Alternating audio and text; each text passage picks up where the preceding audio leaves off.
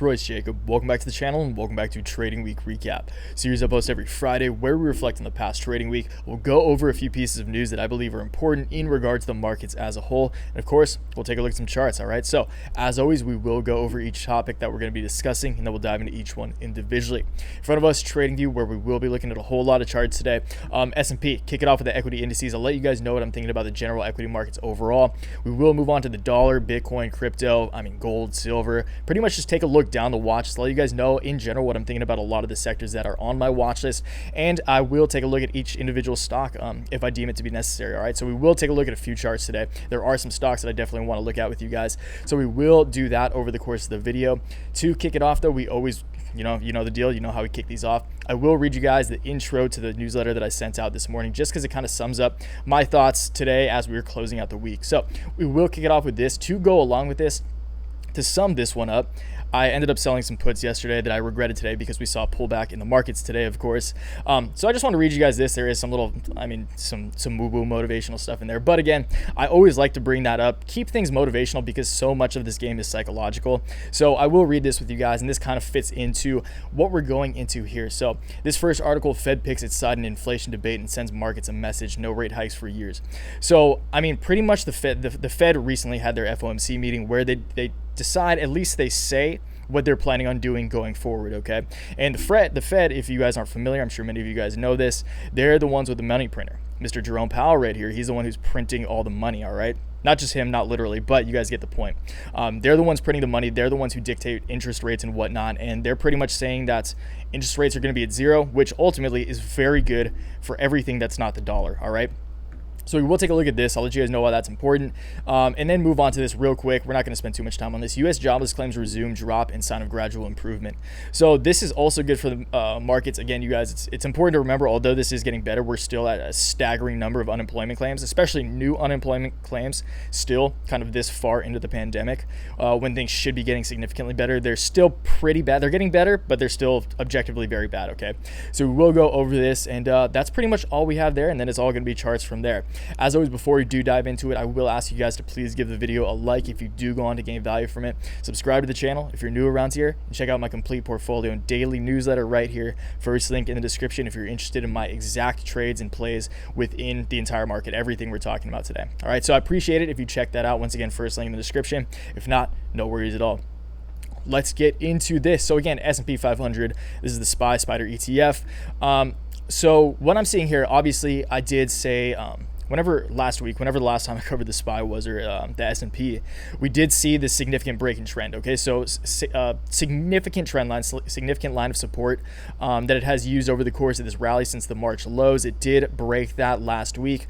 Today it actually closed below that for the first time, okay? So that is important. That's what I'm looking at, but I know a lot of other people are looking at moving averages, which is very common amongst traders, and I'm starting to realize that we're in a market that is kind of fueled by new traders. In a sense, you guys know the retail investor is so much stronger than they have been at any point in the past. And a lot of people look at moving averages. A lot of people who are just getting into looking at charts do look at moving averages. So I do think that that's why a lot of and not just new traders, you guys, like moving averages are a huge part of TA for good reason. They're still around for good reason. That's because they're very effective, and many people look at them and they do dictate general movement. So we are still bouncing.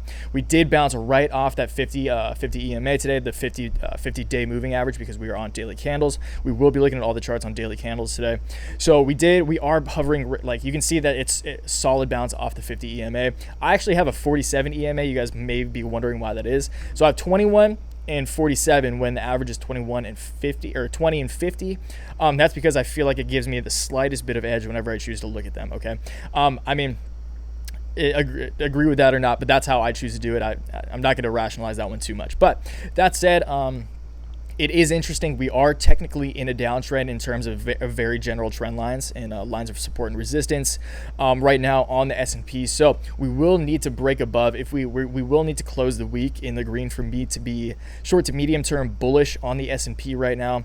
But again, I'm pretty bullish on everything but the dollar, which does include equities, S&P, Dow Jones, Nasdaq, everything right now. Just because of what we're about to look at here. Okay, so I want to read once again. We will read this, and then we'll get into to those pieces of news. Volatile times, guys. The equity indices, along with the majority of sectors across the market, are in the red. Of course, this happens the day after I choose to close out the most of my short-term puts. The contracts I kept are on absolute fire today, and would have been one for the books if I'd held on to those puts. Remember, guys, if you have a plan, stick to it.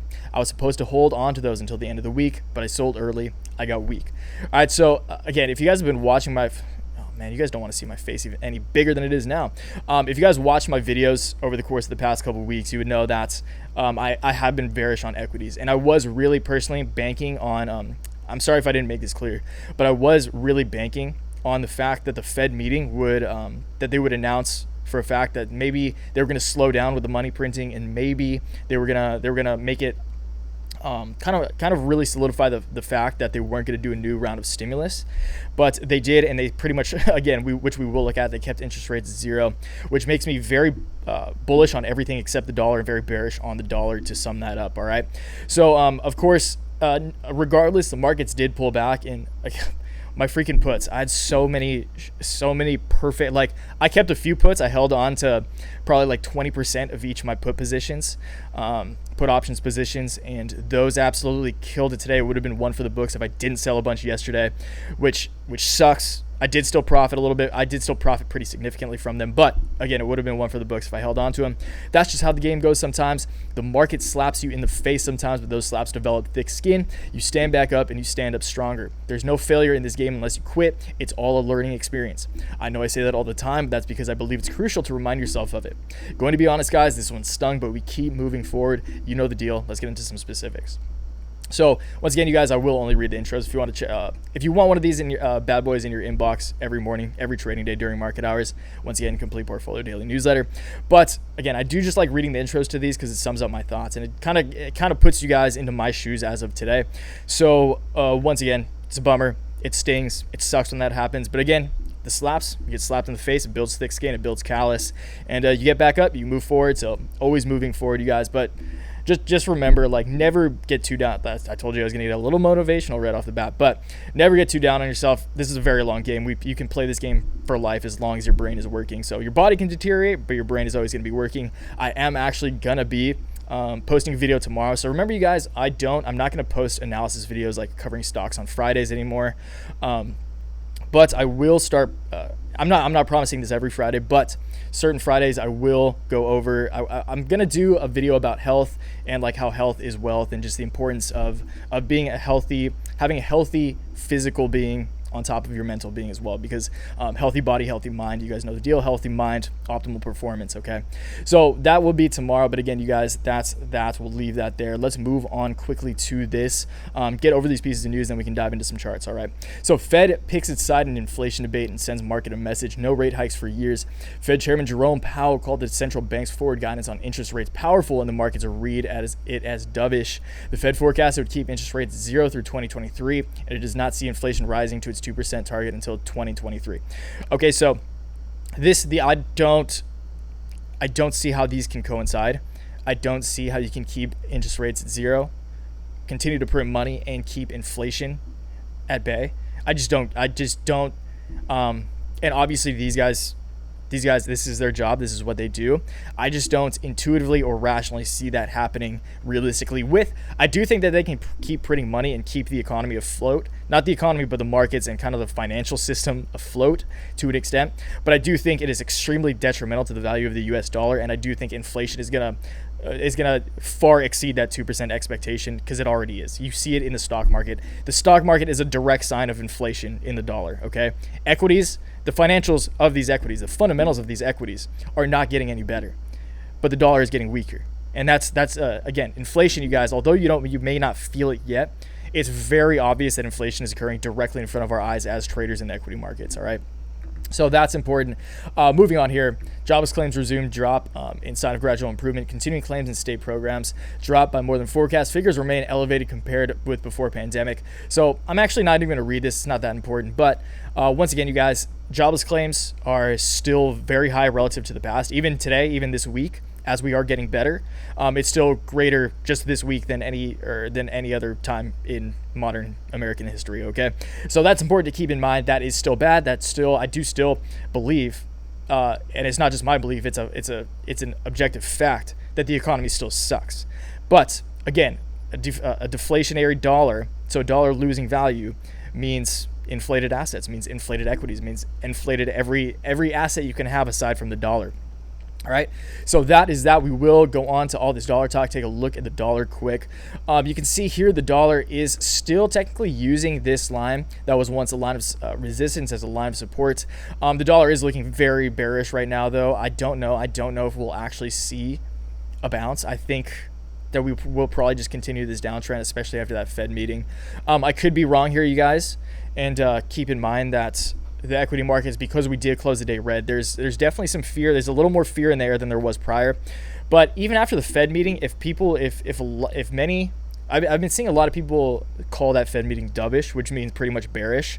I don't know why you call it dovish if bearish is like the obvious term that everyone in the markets uses. But regardless, I do think that this is bad for the dollar. The Fed continuing 0% interest rates. I wouldn't be surprised if they went negative at some point. I know the UK is about to go negative. That's very good for every asset on the planet aside from fiat currencies.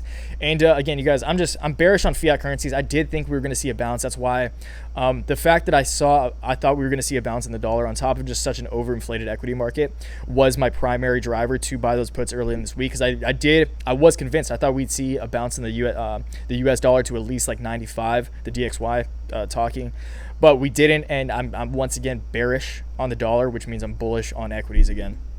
Okay, and because I'm saying this now, you should probably buy some puts because the market's probably going to go down. Okay, so do the exact opposite of what I'm doing. God damn it.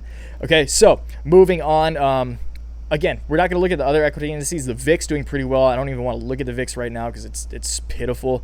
Bitcoin, Ether, they're all popping off. Again, you guys, I always make these right after the charts recycle, but Bitcoin, the past 24 hours in the green. Ether, very green. Ether is actually up pretty significantly. So we will look at Bitcoin and Ether, that's all. I'm not going to look at any of the other cryptocurrency sector, but I am bullish on cryptos now more than ever, to be honest, okay? So looking at Bitcoin, once again, Bitcoin is successfully using this as a very successful line of resistance. What was support over the course of this rally up is now resistance, TA 101, as I always say. We will need to break above this. I think it's going to be very easy. I think it's almost inevitable, to be honest, to test this downtrend that we set since its highs back in mid-August. It is setting a downtrend. I do think it's almost a fact. It's a fact in my mind that we will come up and test this ultimately, test this line of resistance on this downtrend. That would take us to about 11.4. If we can close once again a daily above 11.6, a weekly above like 11.5, 11.6, then that makes me very, very short to midterm bullish on Bitcoin. Therefore, if I'm bullish on Bitcoin, I'm bullish on the rest of the cryptocurrency sector as well as some crypto related stocks as well. All right, so taking a look at ETH quick. ETH looking pretty strong. So as you can see here, ETH really tanked as the market tanked at the beginning, kicking off September red. We almost reached a high of about 490 on ETH at the end of August. Again, pull back pretty significantly. So we saw a solid 20-25% retracement in ETH just in the span of a few days. We are coming up nicely, though. It is bouncing nicely. It has successfully used this line that was once a very strong line of both support and resistance over the course of this rally. So I don't think we're gonna get any lower. I do think that it's more highs for Ether. And keep in mind, you guys, in the grand scheme of things, Ether, Bitcoin are still very small assets compared to many other things. And with the U.S. government, with pretty much every nation around the world lowering interest rates, negative interest rates, printing trillions of dollars in their own, whatever their own fiat currency is, you guys get the point there. Printing trillions of fiat currencies. It's very good for absolutely scarce sound money assets like Bitcoin, like gold. Bitcoin is the obvious choice in my mind. It's digital. It's so much more efficient, and it's just the obvious. Everything's trending digital. You want a digital asset in a world that is rapidly trending digital. So Bitcoin is the obvious choice in my mind. I think, keep in mind, you guys, Bitcoin's all-time high was $20,000. It can still 2x just to get there.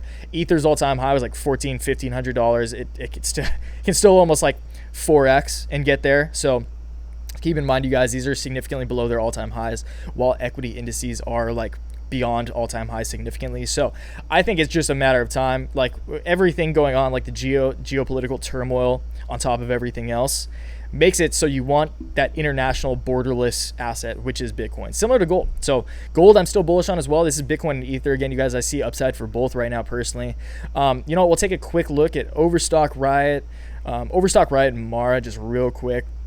Sorry, this is a little laggy, you guys. So Overstock did technically break out. I'm not considering this a break above this downtrend yet.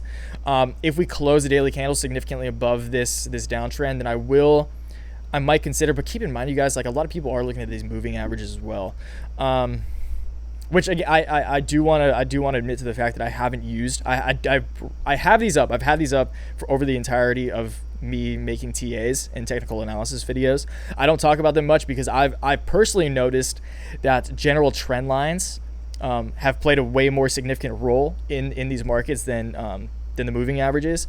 But I think the further we get into this game, into this wild mania driven market where retail investors are getting more, they're learning more, they're educating themselves. Again, like all you guys, you're all educating yourselves, right?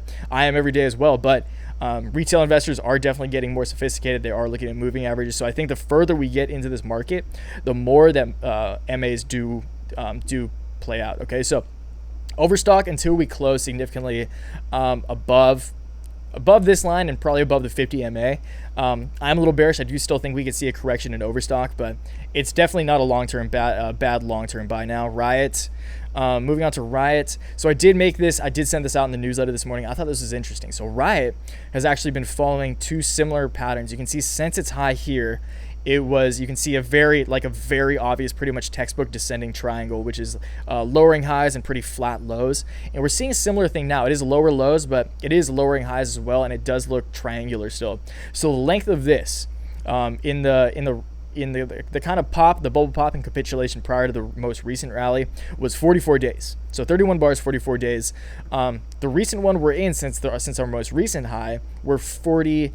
That's elongated. So we're 42 days in.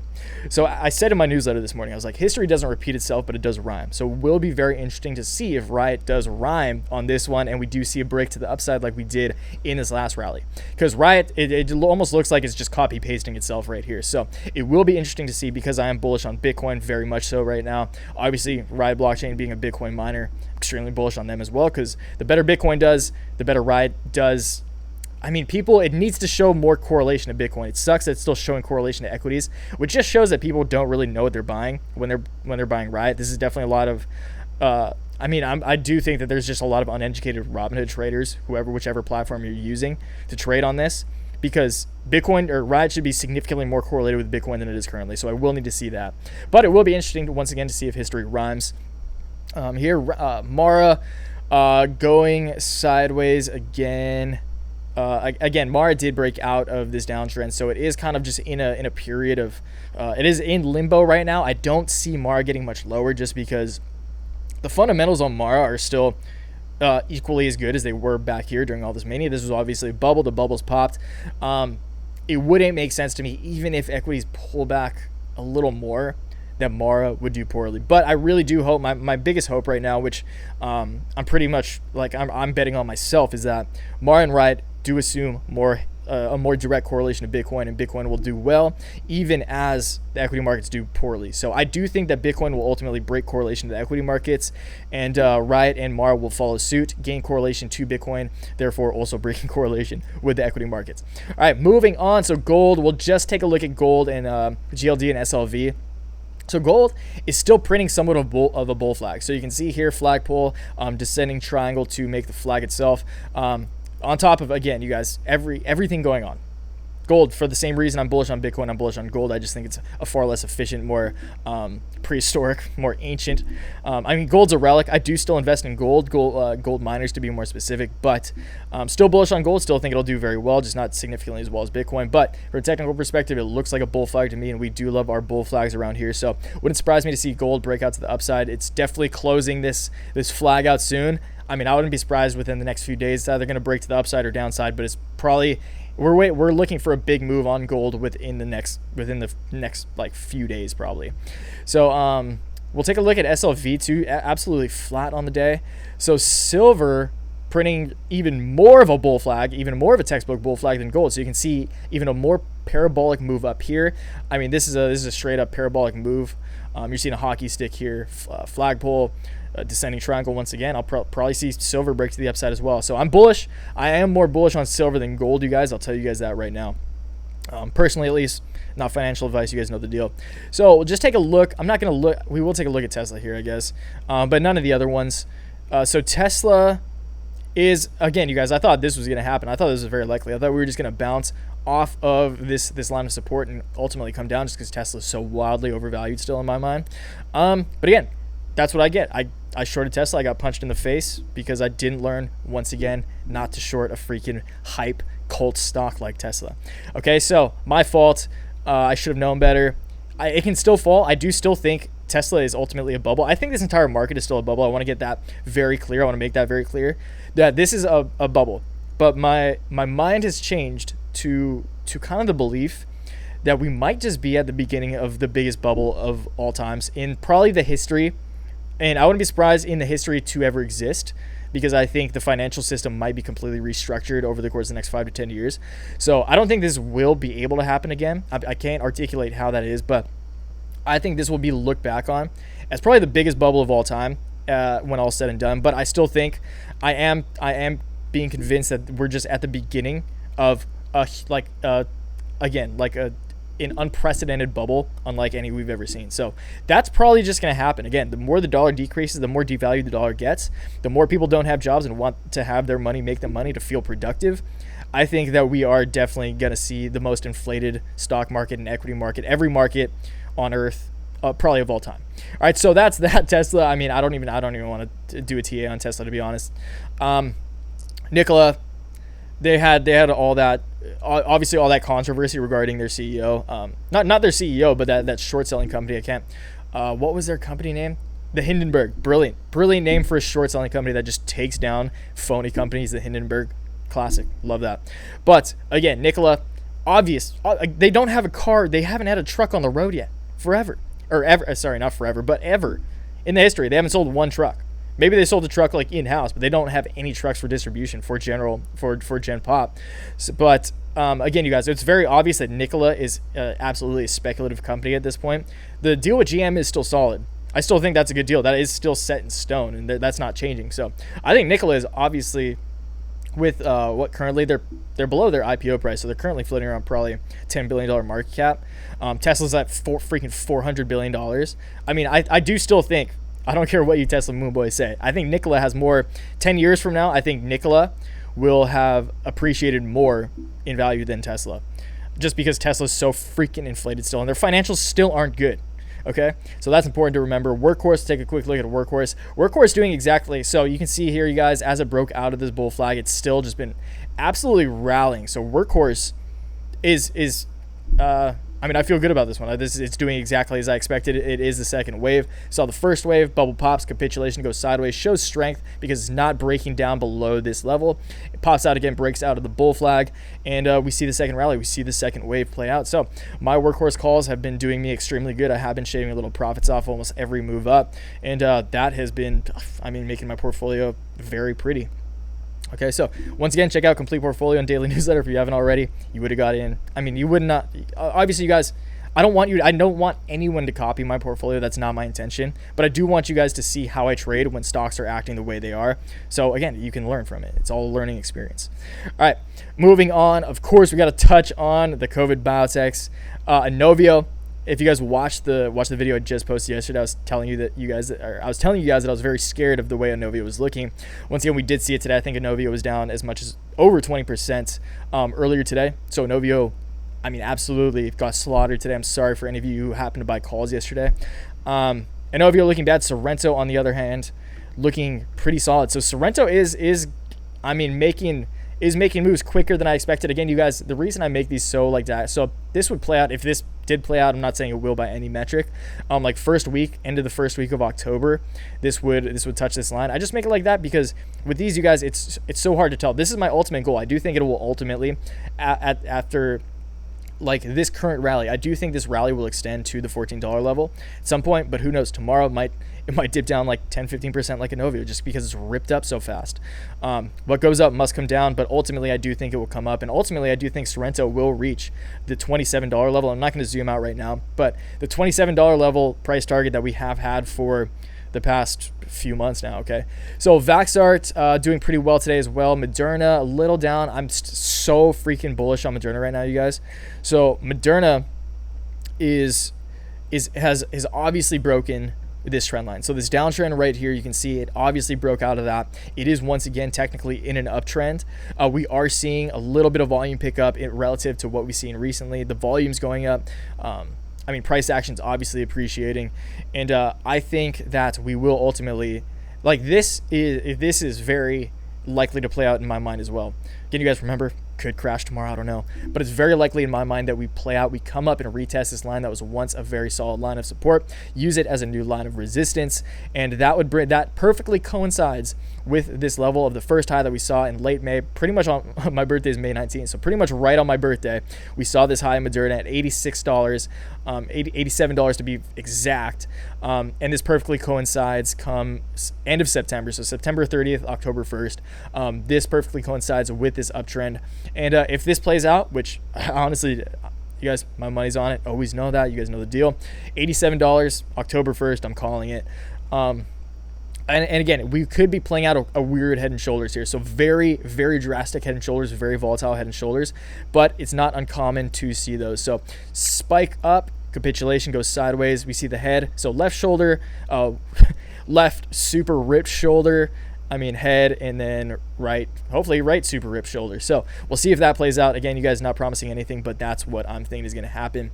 That's pretty much all I'm going to cover there. We did see a pullback, obviously, in tech today. That was a primary driver for pulling the equity indices down, because tech has obviously been such a contributing factor to the rally in the S&P, the Dow, and the Nasdaq primarily. Square down, AMD down, chipmakers down.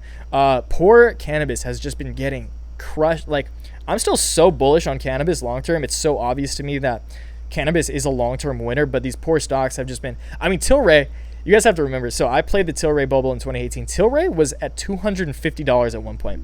It's so trust me, guys. I know what bubbles look like. When I talk about bubbles, and you don't know what I'm talking about, Tilray. I played a bubble where Tilray IPO'd. I bought Tilray at $20. It went up to $250. And now it's at $5. This was in 2018. So this is not a long time that these things can play out like this. So just keep that in mind. You guys understand that bubbles, although at the time seemed very convincing, everyone's like, oh, weed's the obvious thing. Like these valuations make perfect sense. That's at the time, until you realize the financials don't line up with the valuations at all. And that's when you get a $250 Tilray come down and crash to what is now $5 Tilray. Okay, so insane. That's like a 99.9% retracement. Oh, those poor guys. All right, so actually, you know what? 5G doing pretty well today, aside from Skyworks. So 5G doing pretty well. You can see Marvell and Qorvo up like 2% almost.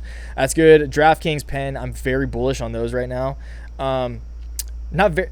I'm a little hesitant at these levels just because they've rallied so much. They are still pretty small, but with the NFL coming back, with sports coming back, I think everyone's stoked on NFL. Everyone's stoked to have something to do. Everyone's missed the NFL. I personally love watching the NFL. It's like a bonding experience with my pops and my family.